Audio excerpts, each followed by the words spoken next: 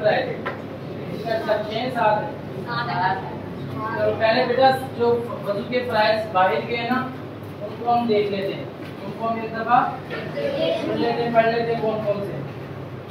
सबसे पहले बेटा क्या है, वक़्त का होना। क्या है बेटा? वक़्त का होना, ठीक है। और उसके बाद क्या है जी,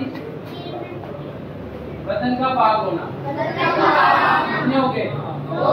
2। नंबर 3 दिल में नियत करना। और उसको दोबारा से कर लेते हैं, नीचे से कर लेते हैं, ठीक है। जमीन का पाक होना। नंबर 2 जिस्म का पाक होना। नंबर 3 सतर का छुपाना। नंबर 4 कपड़ों का पाक होना। नंबर 5 क्या करना? नियत करना। नंबर 6 वक़्त का होना। और नंबर 7 किबला रुख होना।